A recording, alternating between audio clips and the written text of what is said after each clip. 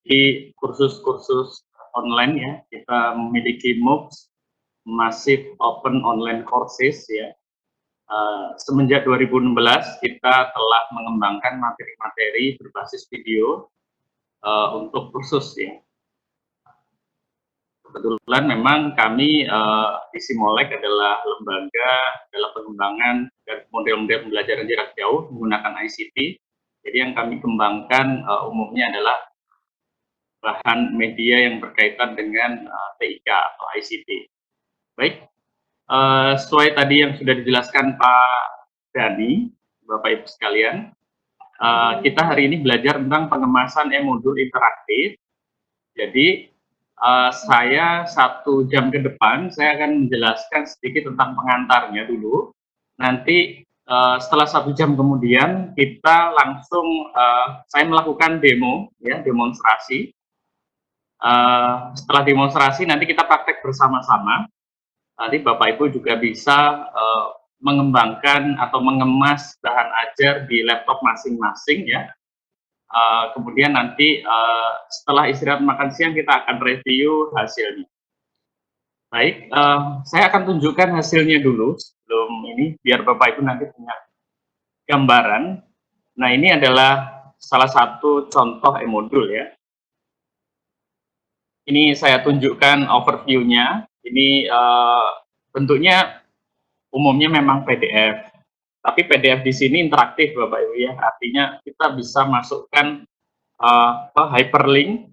Tapi kalau kita bentuknya nanti di-share via link yang kita bisa share ke LMS ataupun grup WA atau Telegram, kita bisa sematkan yang pertama adalah video, kemudian dari platform simulator seperti itu ya untuk praktikum. Praktikumnya biasanya untuk transfer knowledge saja, bukan menggantikan praktik-praktik yang real ketika tatap muka. Kemudian ini adalah pada umumnya kita pernah melatih di Stikes Mitra Husada ya. Di halaman awal biasanya kita ada cover, kemudian ada tujuan pembelajaran, kemudian ada materi, dan ini diambil dari modul yang sudah dikembangkan Bapak Ibu dosen. Misalnya Bapak Ibu dosen telah mengembangkan sebanyak misalnya 1 semester itu ada 130 halaman, maka kalau online kan mesti dipecah-pecah ya menjadi beberapa halaman saja sesuai capaian pembelajaran setiap sub pokok bahasan atau setiap kajiannya. Nah, di sini kita bisa menyematkan misalnya kayak gini gambar, tapi nanti kalau ini di link, diklik itu dia akan terhubung dengan seperti ini ya, bahan ajar kebidanan dari BPPS DMK Kemkes ya, seperti itu. Jadi artinya ini tidak hanya gambar kemudian di hyperlink, tapi juga video tentunya ya. Video, kemudian simulator, misalnya kita belajar anatomi, anatominya kita mesti tahu model bentuk dari organ, kemudian 360 derajat, nanti kita bisa sematkan, dan nanti kita menggunakan software Canva. Mungkin Bapak Ibu sudah sangat familiar dengan Canva ini. Canva adalah aplikasi berbasis daring atau online. Dan Canva ini gratis kita gunakan, dan umumnya hanya untuk membuat story ya. Kalau kita ingin mengkolase foto, misalnya membuat sebuah flyer, kita mau webinar, kita mau ada acara, biasanya kita menggunakan Canva. Tapi Canva ini kita maksimalkan dengan fitur yang sederhana, nanti kita bisa membuat satu bahan ajar yang cukup menarik untuk kita sajikan. Itu overview-nya.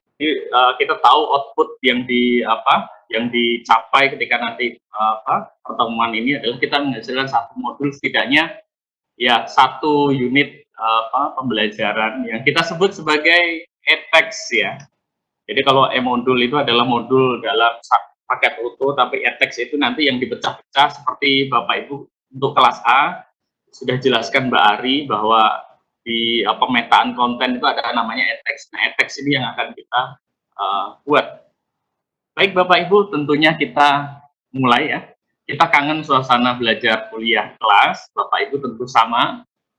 Sudah hampir 4 bulan mungkin kita bekerja dari rumah, begitu juga kami. kami juga bergiliran juga ada masih bekerja dari rumah, juga ada bekerja dari kantor dengan protokol yang berlaku seperti itu. Jadi ini adalah masa normal sebelum ada pandemi COVID-19. Kita belajar masih di kelas dengan tatap muka, dan saya yakin Bapak Ibu rancangan pembelajarannya itu bukan di konsep untuk daring ya atau online, tapi tiba-tiba ada satu bencana yang kita mengharuskan harus adaptasi. Adaptasinya seperti ini ya, Bapak Ibu, adaptasi pembelajaran daring ini karena kita tiba-tiba, dan memang kita dari lama Bapak Ibu sudah tahu yang namanya e-learning. Jadi e-learning ini sudah dari lama ya, mungkin 1 dekade yang kaitannya dengan online ya. Jadi kalau e-learning itu kan electronic learning, pembelajaran basis elektronik.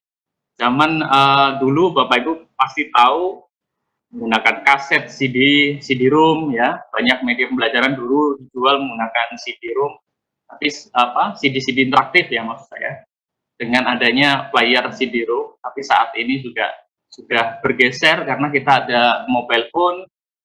Nah, ini tiba-tiba kita ada satu percepatan teknologi kembali, yaitu adaptasi karena COVID-19. Dan tentunya karena tadi sudah saya singgung bahwa pembelajaran ini tidak didesain secara daring atau online, sehingga kita banyak melakukan yang namanya Zoom ya. Di mana-mana ada Zoom, dari level pendidikan dasar, menengah, hingga perguruan tinggi. Nah, ternyata setelah dilakukan 1 bulan, ini yang kita banyak menerima masukan dari mitra-mitra kami, dan ternyata mahasiswanya setelah dilakukan misalnya setiap dosen melakukan daring, ternyata kita hampir, kalau 1 jam itu kan kurang lebih ada 1 giga ya. Kalau misalnya 1 hari mahasiswa menempuh banyak mata kuliah, ada beberapa tentu bisa mengalihkan.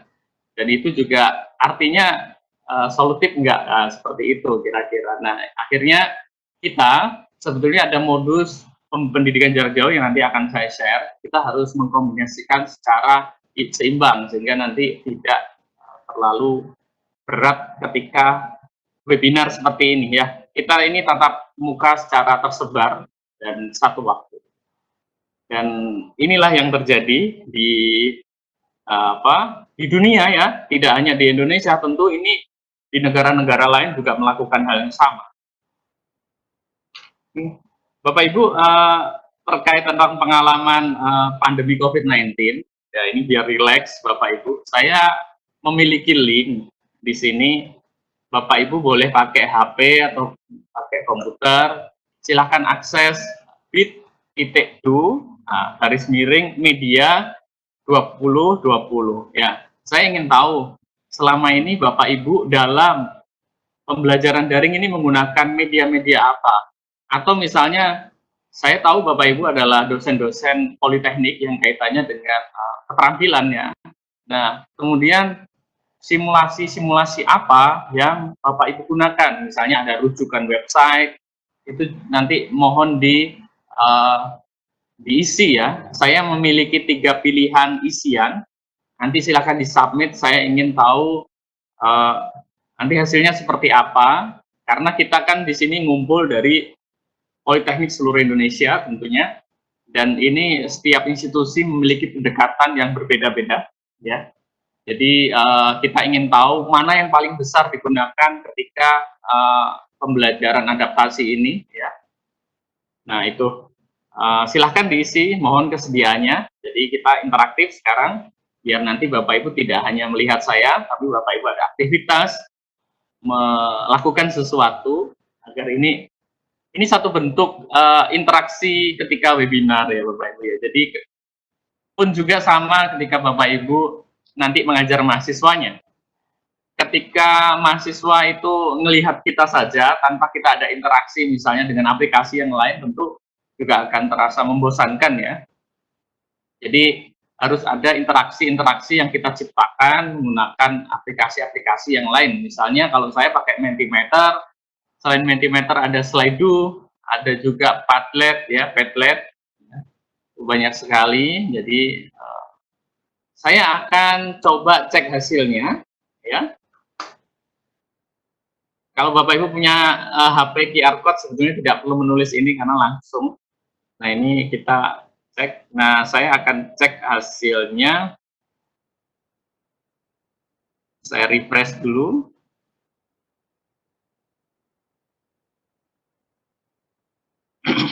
Sudah ada 33 ya, sudah ada 33 apa yang tapi ini saya akan berikan linknya pada kolom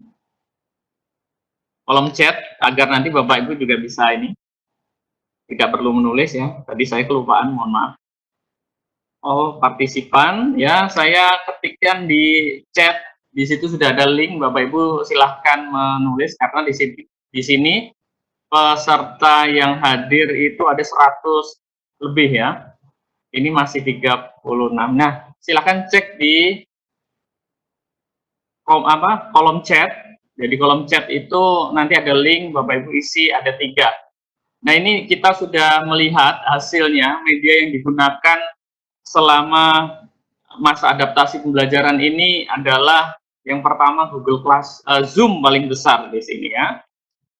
Zoom, kemudian VLab ya, VLab itu kalau tidak salah LMS ya, dari Kemenkes ya, kemarin kita juga coba cek. Kemudian ada Google Classroom, ini yang cukup besar. Dan ini yang menarik, WhatsApp juga cukup besar ya, WA Group dan WhatsApp, WA ya. Di sini artinya peran dari grup sosial chat masih sangat berperan. Nah, ini nanti cocok ketika kita nanti mengemas e-text tadi. Jadi e-text kita yang interaktif ini kita bisa langsung share ke WA ya, seperti itu. Oke, saya refresh kembali apakah ada sudah ada 63 responden. Di sini paling besar menggunakan Zoom dan Google Classroom ternyata setelah di sini. Biasanya memang apa ya, di kampus itu sudah ada e-learning pada umumnya, tapi biasanya e-learning atau Moodle yang disediakan di kampus atau VLab itu kurang begitu dimaksimalkan sehingga masih banyak menggunakan Google Classroom seperti ini. Tapi kita tidak akan membahas tentang LMS ini enggak, karena kita fokusnya adalah learning object material, kita mengembangkan bahan ajar digital. Jadi 1 jam ke depan kita akan pengantar dulu bagaimana media-media yang digunakan selama pandemi, bahan-bahan ajar apa yang Anda gunakan. Dan di sini ya saya refresh kembali. Oke, sudah ada 66. Ya, Google Meeting, ya Zoom, Google Meeting, Zoom Meeting ini memang cukup banyak digunakan, Google Meet, ya. Kemudian YouTube, WhatsApp. Jadi di sini bisa saya informasikan bahwa yang paling sering digunakan adalah Zoom ya. Kemudian ada VLab ya, Google Classroom. Kemudian yang lain yang istilahnya penggunanya nggak begitu banyak di sini juga ada. Ada Telkomsel Cloud ya. Nah, ini misalnya LMS ITEKES Bali ini dari lokal ya. Kemudian banyak CloudX Meeting. Oh, ini sama dengan Zoom Meeting. E-learning Polkesta, Microsoft Kaizala. Oke. Ya, terima kasih Bapak Ibu. Jadi selama ini kalau kita simpulkan bahwa benar tadi kita masuk fenomena ini. Masuk fenomena Zoom tadi ya. Fenomena Zoom atau bisa dikatakan sekarang ini lagi marak webinar ya. Terima kasih Bapak Ibu atas isian respondennya. Nah ini Bapak Ibu ya, kita sekarang benar bahwa adaptasi ini karena dokumen pembelajaran kita tidak disiapkan secara daring, sehingga kita menggantinya seperti kelas klasikal, yaitu tatap muka secara tersebar seperti ini. Baik, itu tidak salah ya. tapi mesti nanti kita harus belajar kembali. Nah, Bapak Ibu ini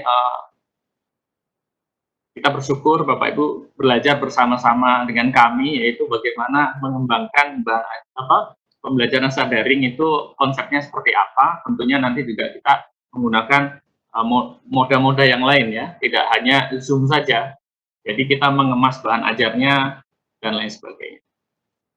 Baik, saya lanjutkan. Ini sudah media yang digunakan rata-rata adalah media tatap muka tersebar ya, Zoom, Google Meeting dan lain sebagainya. Selebihnya adalah LMS tadi kita gunakan dan grup WA. Dan ini nanti menjadi bahan kami ketika nanti kita menyajikan bahan ajar ini yang cocok untuk platform-platform tersebut. Baik Bapak Ibu, jadi prinsip dari kebijakan yang sekarang adaptasi ini atau pembelajaran daring era kini ini, yang pertama itu kalau kita bisa simpulkan ya, yang pertama aman. Ya. Aman kita karena ketika belajar dari rumah, kita belajar dengan habit baru, cara baru, yaitu menghindari kerumunan secara langsung, sehingga kita lakukan seperti pagi hari ini, ya waktu Indonesia Barat, saya ketemu Bapak Ibu sekalian dari seluruh Indonesia dalam satu waktu menggunakan Cisco Webex atau menggunakan aplikasi yang lain ya. Artinya kita aman karena tidak tatap muka secara langsung. Yang kedua, kita aman ini juga bagian dari social distancing. Yang kedua adalah efisien, menghemat biaya operasional. Ini dari segi institusi. Kalau dari segi mahasiswa atau dosen mungkin enggak, karena dosennya dari rumah harus mengeluarkan kuota juga ya. Artinya tidak hemat biaya di kita, tapi hemat biaya operasional di institusi karena orang-orang yang tidak di kampus sehingga mungkin penggunaan listrik dan lain sebagainya. Dan kita juga belajar lebih fleksibel karena kita bisa mengikuti pada pagi hari ini mungkin ya tidak perlu mandi misalnya seperti itu, atau Bapak Ibu sambil berbusana yang santai, tidak formal seperti itu. Jadi artinya ini sangat efisien. Ini adalah cara-cara baru tentunya. Dan ini nanti ketika kita udah masa new normal atau kita kembali tatap muka, tentunya habit ini akan sedikit terbawa. Dan ini nanti akan mengaruhi ke depan seperti apa kita tidak tahu. Ya, artinya ini akan jadi habit atau kebiasaan-kebiasaan baru. Inovatif ya yang ketiga, memberikan pengalaman baru dalam belajar dengan media digital. Ya, jadi sekarang mau tidak mau, suka tidak suka, kita dulu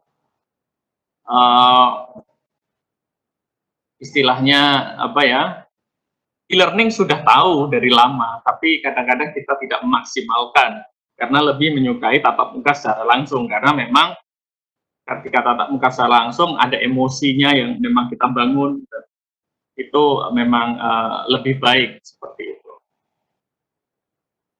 Dan apakah nanti setelah COVID-19 ini selesai, pembelajaran kembali seperti ini? Enggak. Jadi Bapak Ibu ketika teknologi ini sudah kemudian Bapak Ibu mulai, ini tidak akan berhenti kemudian kembali mundur, tidak. Jadi ketika nanti Bapak Ibu mudah-mudahan ini segera selesai, nanti Bapak Ibu memiliki skill yang luar biasa, yaitu Bapak Ibu sudah menguasai bagaimana pembelajaran daring, tool-toolnya apa saja, bahan ajarnya apa saja, Bapak Ibu sudah punya, dan itu akan terus meningkat ke depannya. Seperti itu. Nah, saya akan lanjutkan Bapak Ibu. Jadi kalau kita simpulkan bersama-sama bahwa pembelajaran jarak jauh secara daring atau online merupakan sebuah keharusan sekarang ya. Sekarang ini harus dan wajib ya.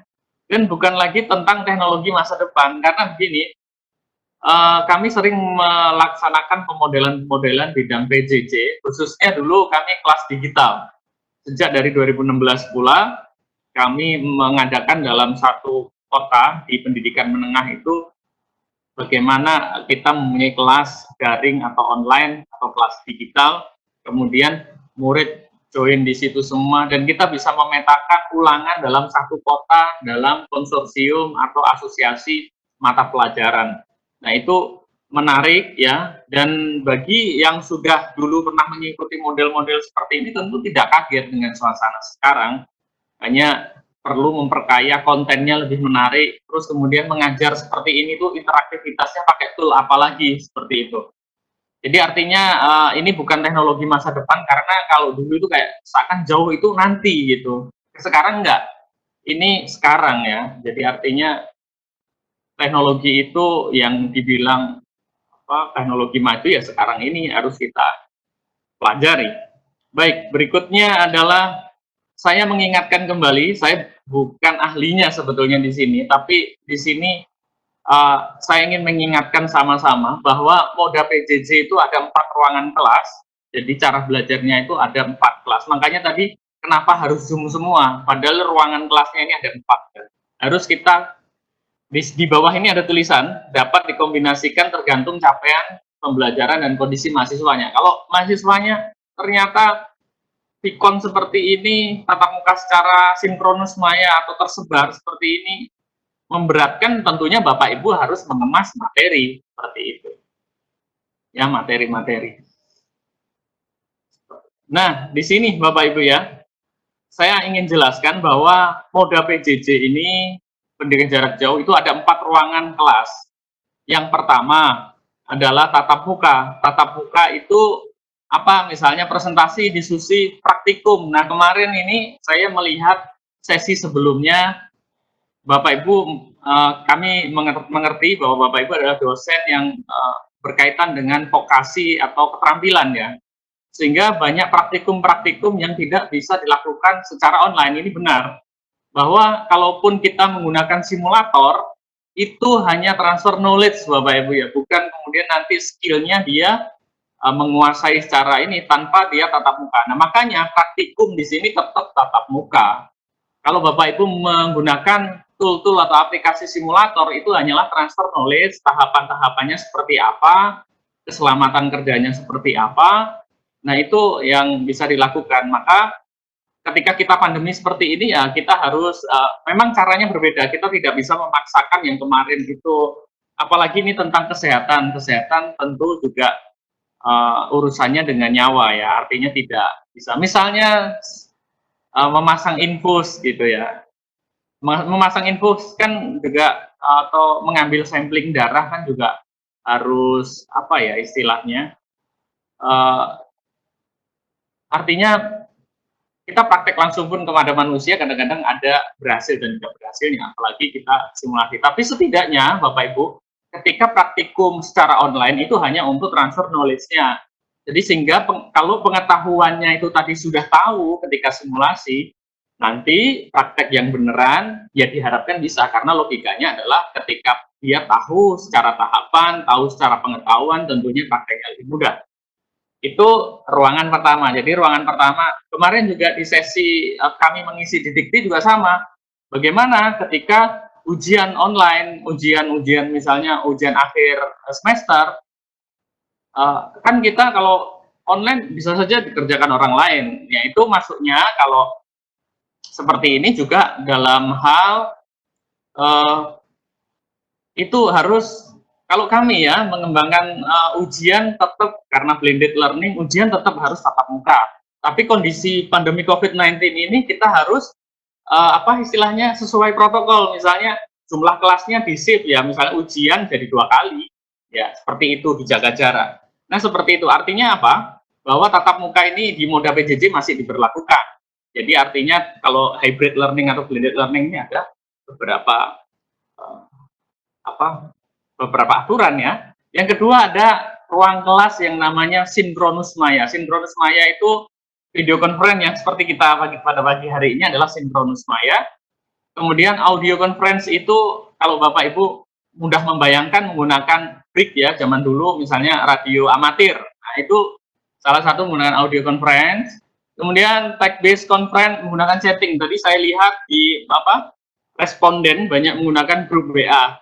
Jadi kalau grup WA ini tentu Bapak Ibu bisa menyelenggarakan, karena kalau chatting itu kan satu waktu sama ya, sinkronus maya, artinya yang di sini yang tatap muka dan sinkronus maya itu tatap mukanya waktunya sama ya. Jadi kalau tatap muka langsung tentunya waktunya sama. Kalau sinkronus maya seperti kita Vicon, waktunya juga sama. Anda bisa melihat saya ya, mengikuti paparan saya dalam waktu yang sama di pagi hari ini. Hanya karena Indonesia ini ada 3 waktu, tentu ya ada perbedaan waktu dalam bagian ya. Nah, kemudian yang ketiga, asinkronus mandiri. Ini yang harus kita maksimalkan Bapak Ibu agar nanti mahasiswanya tidak apa itu namanya tidak banyak mengikuti VCON ya. Video conference. VCON atau video conference ini tentu kalau terus-terusan kita berlakukan setiap hari ya kasihan juga mahasiswanya. Maka harusnya bagaimana pakai cara ruangan kelas belajar PJJ yang ketiga, asinkronus mandiri. Apa? Ya Bapak Ibu bisa mengajarkan yang pertama itu Bapak Ibu kan memiliki HP nih ya. Bapak Ibu biasanya HP untuk selfie. Kita selfie video ya, menggunakan HP Anda untuk selfie video. Jelaskan pertemuan itu mungkin 5 menit saja ya, karena ada batasan optimal kita menciptakan video pembelajaran yaitu 6 menit. Karena kita menggunakan strategi micro learning. Nah, nanti diringkas, kemudian di akhir video berikan aktivitas. Sehingga nanti mahasiswanya juga belajarnya seperti itu. Jadi bisa kombinasi, kemudian ada audio. Audio itu kalau Bapak Ibu membuat podcast ya, artinya Bapak Ibu ada membuat satu podcast tentang topik misalnya apa ya, tentang pengambilan sampel darah atau anatomi ya, itu Anda bisa buat podcastnya. Anda nanti upload ke Google Podcast atau Spotify seperti itu, sehingga ini yang menjadi tren sekarang ini pakai ini. Nanti kita akan coba tunjukkan seperti apa. Kemudian ada animasi ya, animasi ini sebutnya explainer ya, bukan animasi yang bentuknya simulasi, beda. Yang Simolek melatihkan itu namanya whiteboard animation. Kita juga ada pelatihan itu untuk membuat animasi speed drawing, tapi itu hanya sebatas transfer pengetahuan yang bentuknya adalah penjelasan ya. Jadi kalau di sini ada simulasi itu kayak simulator. Misalnya yang saya lihat kalau di kesehatan itu ada Oxford Simulation kalau nggak salah, yaitu suatu bentuk lab maya ya menggunakan virtual reality ya, menggunakan kacamata. Nah, tapi tetap saja namanya online hanya transfer tahapan-tahapan pengetahuan seperti itu. Jadi artinya tidak menggantikan praktek yang sesungguhnya. Baik, yang keempat adalah ruangan kelas yang terakhir yaitu asinkronus kolaboratif, yaitu dengan forum diskusi, kerja kelompok, kemudian project. Nah, ini Bapak Ibu gunakan strategi kayak permainan sepak bola aja, mau menggunakan sinkronus 2, 3, 1 atau 2, 3, 4 seperti itu, dikombinasikan saja kelas-kelasnya. Nah, ini saya ambil ini dari disertasinya Pak Uwais Hairuman ya, dari beliau dulu dari Dikti, pada Dikti. Ini kemudian diperkaya oleh teman-teman di UI, sehingga ini saya adopsi. Nah, kita menjadi ada satu permasalahan Bapak Ibu di sini, di produksi konten. Kami tahu ya bahwa Bapak Ibu kenapa semua harus Zoom? Ya karena video-videonya dalam satu semester belum ada. Bahan ajarnya apa? Masih PowerPoint tentunya kalau kita tanya. Ini berdasarkan dari mitra-mitra kami yang kami dengar. Jadi artinya kami tidak menyalahkan tatap muka sinkronus maya ini salah atau enggak ya? Ya benar Bapak Ibu ya. Jadi hanya nanti Bapak Ibu perlu naikkan menggunakan ruang belajar yang ketiga. Jadi Bapak Ibu menciptakan e-modul, video, audio, animasi, simulasi dan lain sebagainya. Baik, itu merefresh kembali Bapak Ibu agar nanti Bapak Ibu juga memiliki gambaran yang baik ya terkait nanti penyelenggaraan PJJ, karena Simolek adalah bagian dari penyelenggara pendidikan jarak jauh, pengembang ya untuk model-model pembelajaran jarak jauh. Baik, komponen daring itu pertama adalah dosen mahasiswanya punya alat, kemudian yang kedua dosen mahasiswanya, kita ini pelatihan di sini Bapak Ibu ya, konten media ajarnya. Modul itu ada e-text, audio, video, simulasi. Nah, yang kita pelajari nanti itu e-modul yang kaitannya kita memecah menjadi teks-teks kecil. Nah, PR kita adalah digitalisasi konten ini.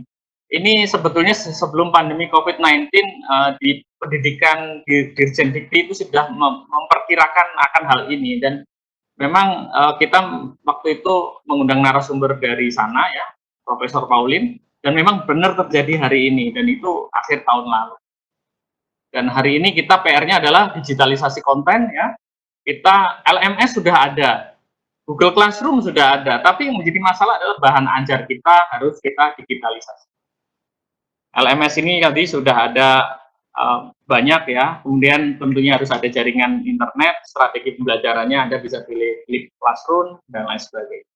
Oke, ini kendala institusi ketika adanya pandemi COVID-19. Yang pertama adalah masalahnya apa saja dari institusi, ya, digitalisasi bahan ajarnya belum semua ada, ya, karena masih banyak, karena memang didesain kita itu sebelum bencana ini kita memang tatap muka ya. Kemudian keterbatasan SDM multimedia, kebanyakan tim IT-nya diperbanyak, padahal kalau di Simolek ini IT ini dibagi menjadi 3 kalau nggak salah Bapak ya. Secara organisasi 2, jadi network itu yang nanti urusi tentang jaringan server, kemudian konten, kebetulan saya di konten, di pengembangan media, sebenarnya di konten dibagi lagi menjadi 2, karena nanti ada yang bikin sistem aplikasinya, ada yang mengembangkan visualisasinya atau multimedianya. Jadi artinya kadang-kadang kita hanya tahu bahwa IT itu sama, orang IT bisa semua, padahal tidak seperti itu.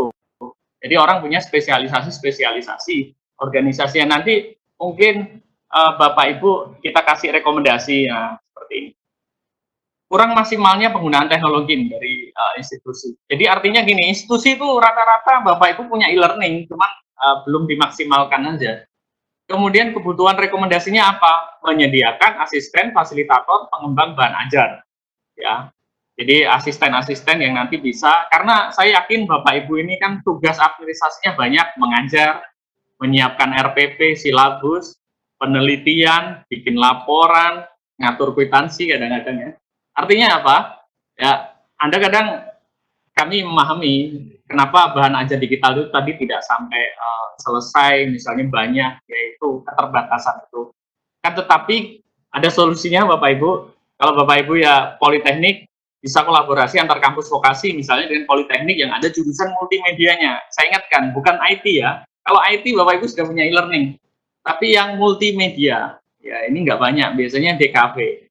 Jadi nanti kalau Bapak Ibu saya ingin konten seperti ini, yang di briefing adalah mahasiswa. Ini pengalaman kami di Simolek sendiri, kalau kami menggunakan siswa dari SMK untuk menerjemahkan apa kemauan kita, berbeda kalau kita ada mahasiswa magang dari D3 atau D4 seperti itu. Jadi artinya Politeknik dengan Politeknik itu bisa sinergi, misalnya MOU nanti menerima magang di setiap fakultas, itu malah bagus. Penempatan tim magang multimedia tiap fakultas, ini malah menarik. Artinya karena kalau biasanya satu institusi itu ada tim ICT centernya, tapi biasanya untuk melayani semua kan kurang ya. Ya seharusnya di tiap fakultas itu memiliki satu unit pengembang multimedia, yaitu cari saja mahasiswa. Karena kalau bayar orang pasti mahal. Berikutnya, menyediakan pelatihan keterampilan SDM dalam pemanfaatan teknologi. Ini artinya kampus nanti harus memiliki regulasi untuk menciptakan unit-unit multimedia di setiap. Nah ini berikutnya, kendala dosen itu pengelolaan waktu dan tugas administrasi. Tadi sudah dijelaskan bahwa dosen ini tidak hanya mengajar, banyak sekali urusannya. Ya. Kemudian tidak punya kesempatan pelatihan, kadang-kadang yang diundang di pusat misalnya hanya itu lagi ya. Tapi sekarang tenang Bapak Ibu ya. Sekarang itu semua webinar, semuanya asal kita mau, kita tuh banyak pelatihan. Berikutnya keterampilan teknologinya kurang ya, tapi nggak apa-apa. Kita sekarang hari ini juga latihan penggunaan teknologi. Kita harus belajar dan kadang-kadang ada sikap menolak berubah. Jadi karena udah banyak pekerjaan, faktor kadang-kadang mau belajar itu udah agak-agak berkurang ya, tapi nggak apa-apa, kita harus, karena pandemi COVID-19 kita harus usahakan. Berikutnya kebutuhan rekomendasinya apa? Mencari dukungan asisten, fasilitator, dosen. Ini kami kumpulkan dari mitra-mitra kami Bapak Ibu. Kami biasanya MOU dengan mitra-mitra kami, ya biasanya kami dengar apa kebutuhan, kami observasi dari mitra-mitra kami itu rata-rata seperti ini. Kami simpulkan. Kemudian mengikuti workshop atau webinar ya. Seharusnya memang secara berkala Bapak Ibu harus memperkaya atau menambah nilai diri ya menambah value kita dalam mengikuti workshop terus-menerus atau webinar. Kemudian mengadopsi teknologi sederhana. Nah tadi, kalau misalnya kampus tidak menyediakan pengembang multimedia tadi, apa yang harus kita lakukan? Ya dosennya sendiri mengadopsi teknologi sederhana. Nanti yang akan kita pelajari ya setelah sesi ini, kita bagaimana sih dengan tool-tool sederhana kita memaksimalkan pembelajaran kita. Nah, kemudian kolaborasi pengembangan bahan ajar digital dengan tim multimedia. Jadi kalau ada malah bagus. Nah, oke. Kita ada istilah digital content, ada learning object. Ini sepertinya sudah dijelaskan kemarin. Intinya di sini kalau digital content pasti formatnya digital. Tapi kalau learning object, kalau kemarin sudah disinggung learning object material, itu bisa saja dua. Yang pertama bentuknya itu digital atau non digital, mungkin cetak dan lain sebagainya, atau CD ya. Ya tentunya learning object itu harus ada tujuan pembelajarannya, ada isinya, kemudian kalau perlu ada tes asesmennya atau tugasnya ngapain nih setelah kita mempelajari modul itu. Kemudian tentu Bapak Ibu kalau menyelenggarakan kelas baik tatap muka atau online pasti harus memiliki modul. Nah, modul ini yang nanti akan kita digitalisasi ya. Mungkin Bapak Ibu sudah menulis di Word ya. Jadi Bapak Ibu sudah mengemasnya dalam satu dokumen, misalnya Microsoft Word. Cuman kan kita harus multimediakan agar ada grafisnya, ada animasinya. Jadi nanti kalau modul di PJJ dengan tatap muka tentu agak sedikit berbeda dengan bahasa-bahasa sapaan ya, sehingga kalau membaca modul itu kayak membaca blog Bapak Ibu ya. Jadi bahasanya itu rileks kayak ngobrol sama mahasiswanya.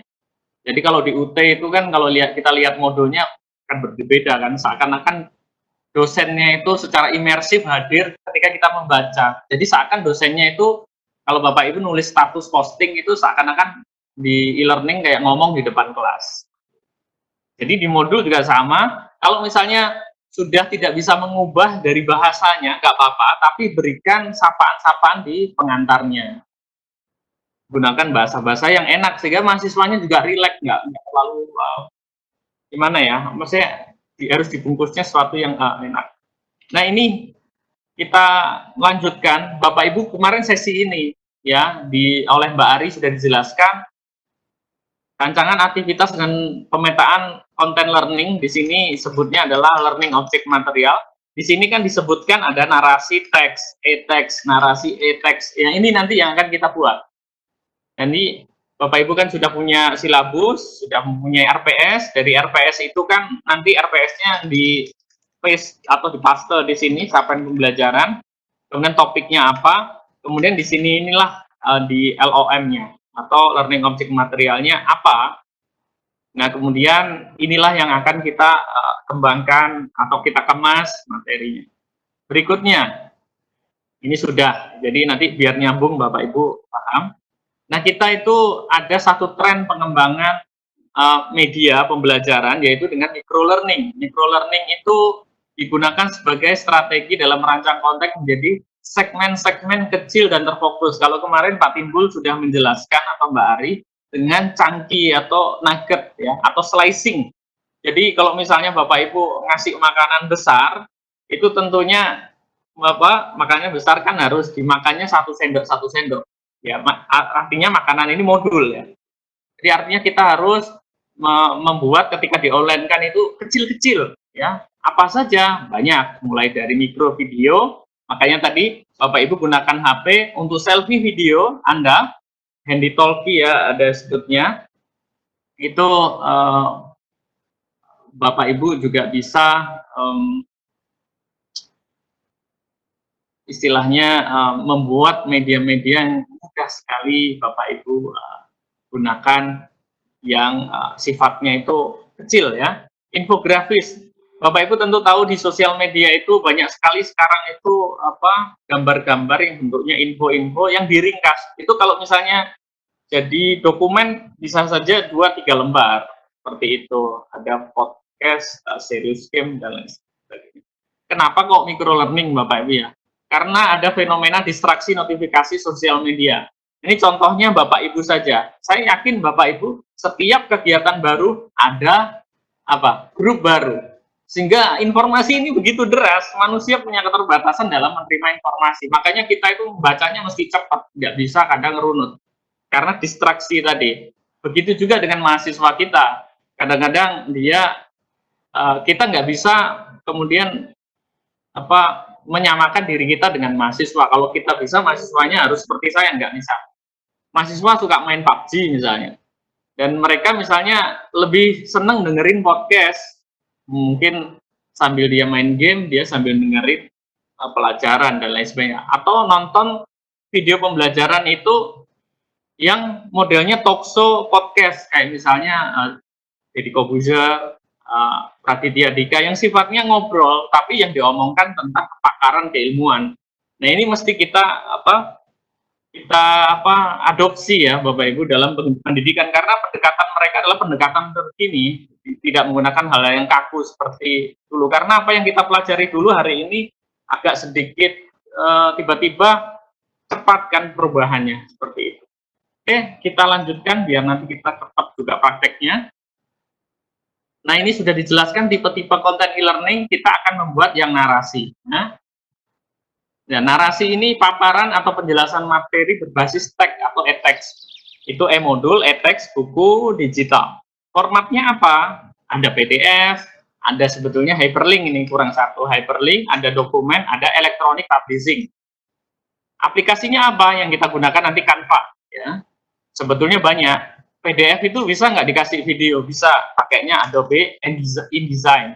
Cuma, nanti bukan berat. Kenapa? Karena berat. Karena begitu video di-insert ke PDF, itu nanti size-nya juga besar. Itu sama dengan EPUB.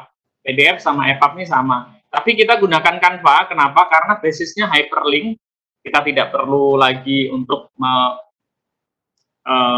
istilahnya insert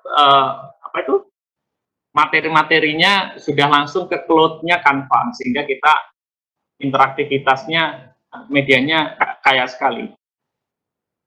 Ya, contoh penerapannya di e-text dan lecture note. Ini tidak saya jelaskan karena ini mungkin besok kita jelaskan ya. Nah, Bapak Ibu, sebelum nanti ke sini,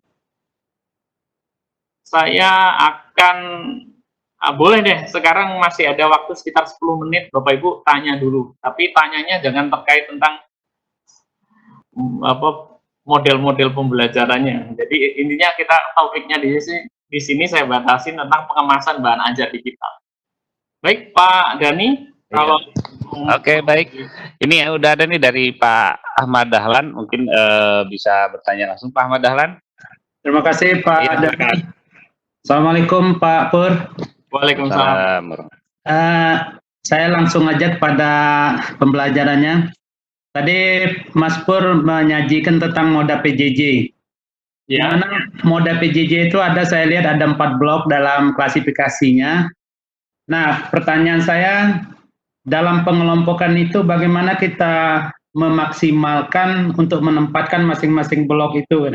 Karena pada prinsipnya kalau menurut saya setiap blok itu bisa kapan saja digunakan gitu. Nah, sekarang dalam memilih itu bagaimana 1 sampai 4 itu gitu. Yang kedua, tadi disampaikan juga bahwa konten tentang ada bedanya modul PJJ dengan tatap muka gitu. Tapi di mana PJJ itu sepertinya kayaknya agak rileks gitu. Mungkin ada semacam redaksionalnya, karena kalau mungkin yang belum terbiasa itu sama aja gitu. Mungkin mohon pencerahannya Mas Pur, terima kasih. Assalamualaikum warahmatullahi wabarakatuh. Waalaikumsalam warahmatullahi wabarakatuh. Ini langsung saya jawab Pak Dani? Langsung aja, langsung masuk. Oke, terima kasih Pak Dahlan atas pertanyaannya. Jadi memang benar tadi Bapak sampaikan bahwa dalam moda PJJ ini ada 4 ruangan kelas. 4 ruangan kelas ini tentunya bisa kita gunakan kapanpun sesuai dengan kebutuhan kita, sesuai desain kelas kita ya. Kalau blended learning ya, kemarin saya tidak ingin membahas ini terlalu banyak karena kemarin sudah ada ahlinya, ya, Pak Timbul ya. Jadi kalau di blended learning kan ada tatap mukanya. Misalnya yang di online kan 50%, yang tatap muka 50%. Jadi artinya ini tatap muka itu tetap digunakan di situ. Kemudian nanti ketika ujian tengah, ujian akhir, semester. Kemudian misalnya sinkronus maya ini, kalau kami ya di Simolek digunakannya hanya untuk ketika nanti mahasiswa atau peserta didik itu tidak memahami dari ketika dia belajar mandiri di sini, Pak. Jadi kalau asinkronus mandiri itu kan kita punya MOOC ya, MOOCs ya. Jadi punya kursus online, materinya sampai akhir ini sudah dipasang dan dia akan keluar sesuai dengan timeline yang kita desain. Jadi misalnya minggu ini nanti sesi ini sama sesi 1 sampai 4 yang keluar misalnya. Nanti setelah itu kami ada namanya sinkronus maya yang ini, ruangan 2, ruang belajar 2 ini hanya untuk ketika online tadi kan kita memberikan aktivitas ya, kita tugas. Kemudian nanti ketemu dengan dosennya atau instrukturnya atau narasumbernya itu membahas apa saja. Jadi tidak mengajarkan ulang seharusnya. Jadi kita hanya perlu mendengar mereka apa yang belum dipahami, kemudian kita bahas bersama-sama menggunakan ruangan kelas 2 ini. Jadi ruangan kelas 1 itu bisa untuk tadi diskusi, bisa praktikum sebetulnya ya, atau ujian yang ketika latihan di lab seperti itu. Itu memang harus menggunakan ruang kelas 1. Kemudian ruang kelas 3 ini harusnya di e-learning ya, yang tadi Bapak Ibu gunakan VLab, Bapak Ibu gunakan Google Classroom atau Edmodo ya, psikologi, macam-macam banyak. Dan ini seharusnya yang kita desain. Tapi gini Bapak Ibu ya, kalau membuat e-learning media itu tidak usah yang terlalu ideal. Maksudnya begini, kadang-kadang kalau kita terlalu ideal nanti nggak jadi-jadi. Jadi secepat mungkin, sesegera mungkin menggunakan teknologi sederhana, kita ciptakan satu konten-konten pembelajaran digital yang nanti sudah up diakses mahasiswa karena kita berpacu dengan waktu. Jadi kalau nanti saya harus ada animasi kayak gini, kelamaan ya. Setidaknya Bapak Ibu punya HP, ya ini ada HP misalnya. Bapak Ibu punya HP ini digunakan untuk selfie, Bapak Ibu beli tripod ya, atau ditempatkan, kemudian Bapak Ibu ngobrol aja di depan kamera. Nah besok saya kasih tips, ngobrol di depan kamera itu seperti apa. Kadang-kadang kita kan malu ya dengar suara sendiri, apalagi wajah kita. Besok kita ada sesi itu. Baik, yang keempat, asinkronus kolaboratif itu sebetulnya ketika online ini tuh yang ketiga dan keempat. Jadi ketika Bapak Ibu sudah memberikan video tadi, memberikan audio, memberikan animasi dan simulasi, seharusnya seperti kursus yang ada di luar negeri. Itu semua sudah diskusi di situ. Kemudian nanti bentuk pendampingannya di atasnya ini, ruangan yang tatap muka secara langsung, ataupun maya. Itu yang terkait tentang pembagian ruangan kelas ini. Yang kedua adalah pertanyaan tentang itu bagaimana cara penyampaian modul PJJ dengan PJJ dan apa itu namanya? Ya, modul PJJ dan tatap muka. Saya ngeblank gitu, mohon maaf. Jadi memang kalau di e-learning itu kan ada namanya lecture note ya. Lecture note itu sebetulnya juga bisa diambil dari modul Anda, kemudian dipaste di e-learningnya kan. Selain video, Bapak Ibu kan juga bisa memberikan tulisan. Nah, tulisan itu bisa diambil dari modul. Nah, kemudian diberikan pengantar. Kalau memang desain modulnya ini memang desain modul yang kayak buku. Kalau bahasa buku kan bahasa kayak formal ya.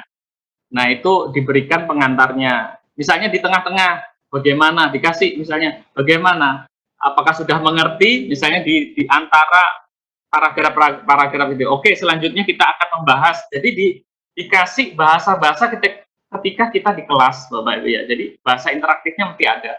Jadi nanti takutnya mahasiswa bosan ketika, waduh ini kayak baca buku nih online-nya gitu. Jadi kita mesti sajikan yang memang agak menarik untuk mahasiswa kita.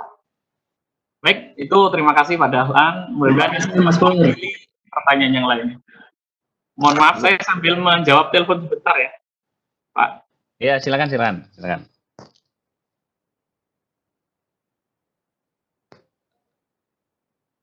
Oke, mohon maaf Bapak-Bapak sebentar ya. Jadi nanti Bapak Ibu kalau ada yang mau bertanya langsung, Saya ingatkan kembali kalau mau ada yang mau tanya langsung tinggal klik tombol raise hand-nya, tapi kalau mau bertanya lewat chat sudah tidak masalah ya. Kalau bisa sih, bertanyanya satu pintu menggunakan fasilitas chat. Memang di Webex ini ada juga sebetulnya fasilitas question and answer, Q&A ya.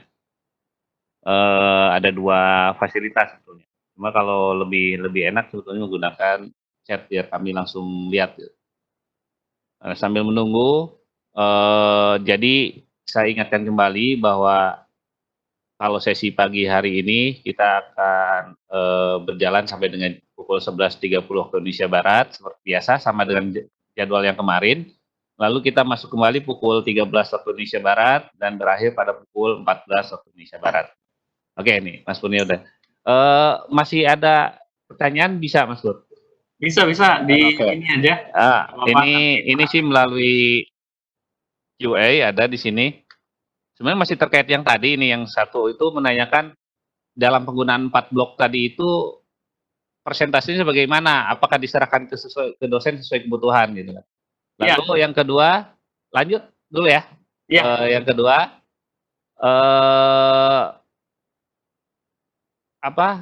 aplikasi-aplikasi, jenis-jenis digitalisasi bahan ajar itu seperti apa? Oke, itu ya. Oke. Baik, terima kasih pertanyaannya. Mungkin ini juga mewakili yang lain. Sebetulnya komposisi ini disesuaikan dengan regulasi institusinya. Jadi kapan ininya yang sesuai disepakati dosen saja. Jadi kapan kita menyelenggarakan tatap muka, kemudian sinkronus maya atau online seperti ini, tatap muka tersebar.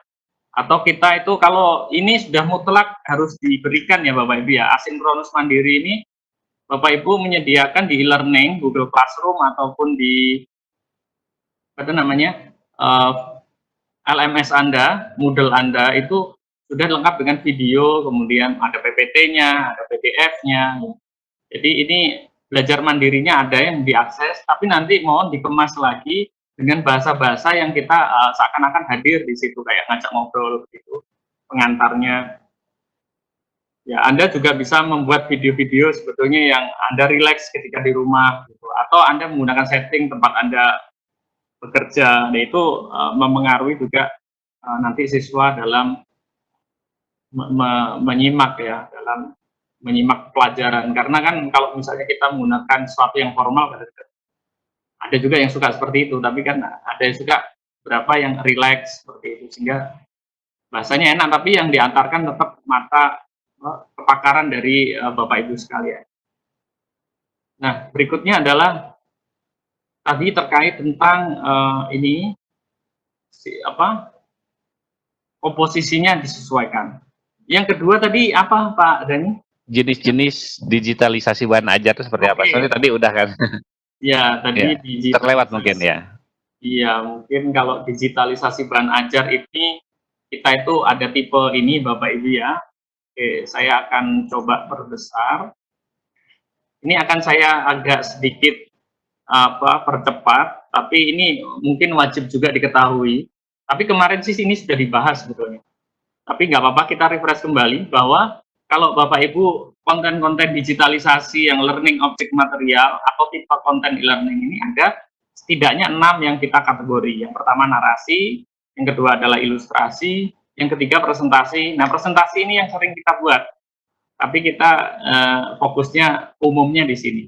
Ada juga referensi, ini hyperlink ya, simulasi, ada audio visual. Nah, ini penjelasannya yang narasi ini akan kita buat nanti. Kalau ilustrasi itu seperti infografik, kalau untuk pendidikan dewasa seperti perguruan tinggi. Kalau komik ini untuk anak-anak, jadi sifatnya gambar, ilustrasi, tapi untuk mengantarkan materi. Dengan komik kan bisa dengan balon dialognya itu untuk mentransfer pelajaran, tapi dengan pendekatan itu lebih enak dengan balon-balon dialog komik. Ini biasanya untuk pendidikan dasar dan menengah. Tapi untuk pendidikan tinggi infografis. Baik, berikutnya adalah presentasi. Ini Bapak Ibu sudah buat biasanya pakai PowerPoint, pakai Prezi ya, pakai whiteboard animation. Ini masuknya saya kategorikan sebagai presentasi. Ya. Kemudian kalau audio visual itu ya tadi Bapak Ibu menggunakan HP masing-masing itu bisa melakukan handy talkie atau selfie video atau vlog ya. Nah seperti itu. Kemudian di sini juga ada podcast, biasanya interview kepakaran. Jadi podcast ini saya akan detailkan besok. Jadi Bapak Ibu itu pilih salah satu mahasiswa yang bisa nanya-nanyain Bapak Ibu sesuai topik pembelajaran itu, kemudian nanti direkam pakai kamera. Jadi pendekatannya adalah kalau bisa cari mahasiswa yang agak bisa MC tapi agak lucu begitu ya. Jadi nanti ngobrol fenomena, kemudian dihubungkan dengan topik pada saat itu. Ini kalau dibuat penelitian menarik Bapak Ibu ya. Sepertinya sih belum banyak yang membahas tentang podcast, tapi tentang keilmuan yang kaitannya di perguruan tinggi. Jadi dosennya ngobrol sama mahasiswa, sehingga nanti videonya ini seperti kita nonton Deddy Corbuzier itu. Jadi ada ilmunya, tapi juga dikemas dengan rileks. Berikutnya, simulasi interaktif itu seperti AR, augmented reality, virtual reality. Nah, seperti ini Bapak Ibu ya. Saya tunjukkan yang ini VR nurse ya. VR untuk simulasi belajarnya. Jadi biasanya pakai kacamata seperti ini. Oculus biasanya ya simulasi. Cuman memang kesehatan ini mahal sekali ya kalau misalnya praktek atau apapun. Nah ini di sini resource-nya banyak ya. Ya seperti ini biasanya ada animasinya. Kita pakai kacamata seolah-olah kita ada di lab itu, kemudian ada orang simulasi.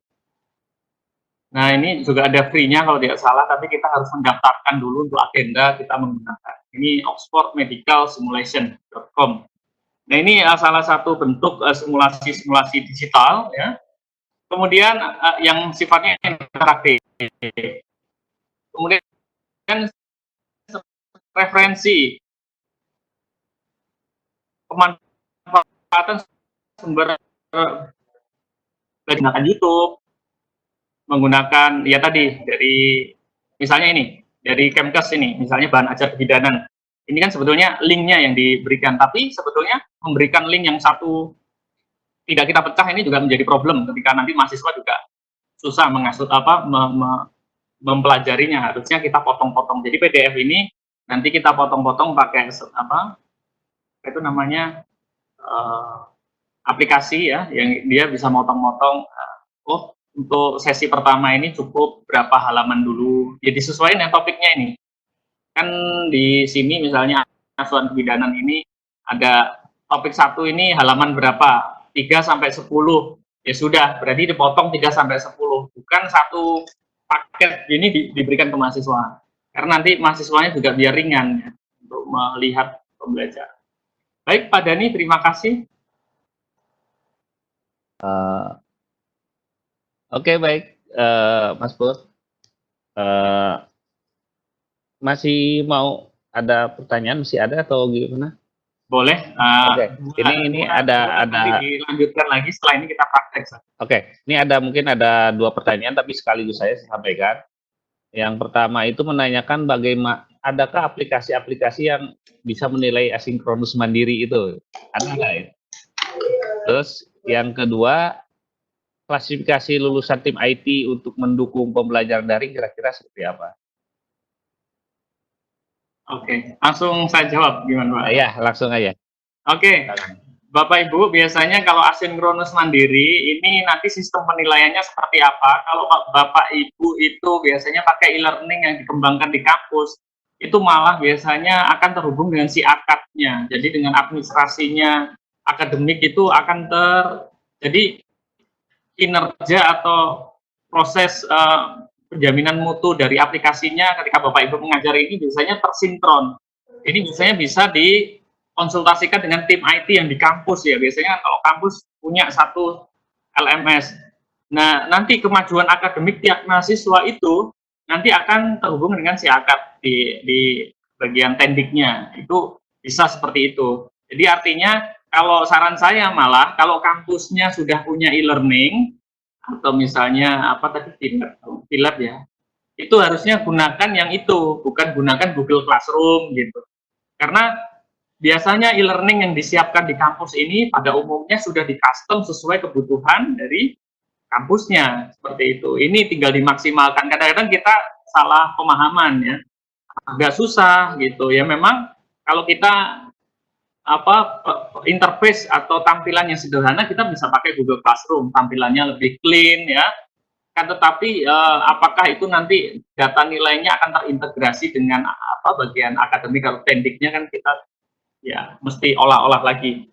Jadi kalau misalnya ada beberapa kampus ini yang kami lihat biasanya dari fakultas itu, dari LMS-nya kan ada LMS yang dari pusat, jadi nanti terintegrasi datanya semua itu di kampus ya. Itu sistem penilainya seperti apa, dan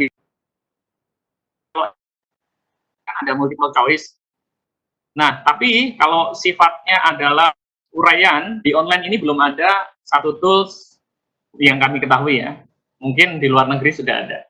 Itu yang misalnya Bapak Ibu mempunyai makalah, tugasnya uraian atau tulisan, itu tetap kita ngoreksinya tetap manual ya. Tapi di online itu kan kita bisa anotasi, bisa coret-coret. Artinya sebetulnya sejak dahulu sekitar 5 tahunan yang lalu, sebetulnya bimbingan dosen itu sudah bisa dilakukan secara online. Jadi artinya dosen juga bisa mencoret-coret hal yang tidak perlu itu melalui Edmodo, itu sudah bisa, namanya ada fitur anotasi. Jadi dia kirim dokumen, nanti dokumennya itu bisa kita coret, ini nggak perlu, ini nggak perlu. Dan ini bisa pakai mouse, atau kita punya pen tablet yang kayak Han Academy, atau biasanya Mario Teguh motivator itu kan suka nulis, itu bisa kita gunakan untuk coret-coret itu.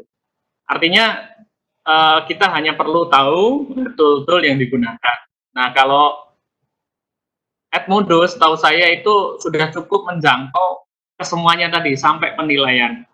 Nah, bagusnya di fitur-fitur kayak Edmodo seperti itu, misalnya Moodle, itu ada namanya badge atau lencana. Kalau di kelas anak-anak kecil kan ada bintang. Kalau anak itu challenge tertentu, itu dikasih penghargaan. Sama ketika Bapak Ibu ketika belanja online di Shopee, Tokopedia, itu ketika Bapak Ibu semakin banyak beli, pasti kan akan dapat poin. Itu namanya gamifikasi. Nah, itu bentuk-bentuk penilaian yang lain ya. Selain tadi yang akademis, misalnya dinilai dalam bentuk multiple choice, pilihan ganda, kemudian kalau misalnya kirim dokumen, ya Bapak Ibu meriksanya mesti manual, tapi kalau multiple choice itu sudah otomatis. Baik, terima kasih. Tadi klasifikasi IT ya Pak ya? Iya betul, untuk mendukung. Ya, klasifikasi IT yang mendukung itu kalau untuk kampus, yang pertama adalah satu tim yang dia paham betul terkait pengembangan server dan infrastruktur yang bersifat software aplikasinya, yaitu biasanya S1 atau D4 komputer, tapi juga dalam mengembangkan e-learning seperti ini, komposisinya harus banyakkan tim multimedia. Kenapa? Karena digitalisasi konten itu yang mengerjakan dari tim multimedianya. Jadi jangan nanti salah, misalnya rekrutmen, kebanyakan tim IT yang aplikasi, yang ngoding misalnya ya. Biasanya yang coding dengan yang grafis atau yang multimedia yang menciptakan video itu berbeda orang. Nah, itu bisa saja nanti porsinya misalnya 100% bisa 60-40 atau 60-30. Seperti itu. Itu kalau kita klasifikasi, agar nanti bagaimana kebutuhan kampus, kan kampus itu kebutuhannya banyak ya, misalnya membuat publikasi sifatnya video, grafis, dan nanti Bapak Ibu biasanya di e-learning itu kan ada penyeragaman thumbnailnya ya, membuat judulnya juga harus eye-catching-nya, kemudian thumbnail, gambar-gambar bannernya mesti bagus, nah, itu kan harus rekrutmen anak grafis, bukan tim IT aja. Jadi tim IT ini luas, nanti Bapak Ibu klasifikasi tim grafis, tim multimedia, sama tim IT yang terdiri dari tadi yang penyiapan infrastruktur yang kaitannya server plus tadi ya bagian coding aplikasinya. Oke, itu mudah-mudahan membantu Bapak Ibu. Oke, terima kasih Pak Pur, mudah-mudahan bisa dipahami oleh Bapak Ibu sekalian ya. Mau lanjut Mas Pur ke praktek atau demonstrasi, atau masih buka sesi pertanyaan?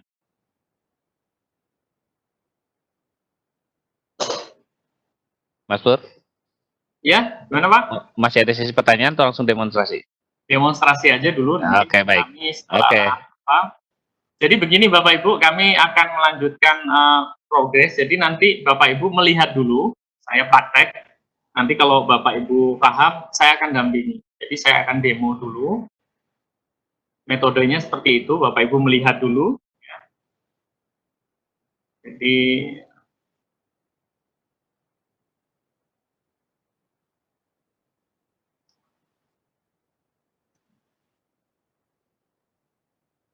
ya, saya akan secara garis besar memberikan pengetahuannya dulu. Jadi e-modul ini Bapak Ibu ya bauran atau irisan daripada buku digital ya, istilahnya e-book ya. Kemudian dari modul. Nah, e-modul ini ada di tengah karena dia sifatnya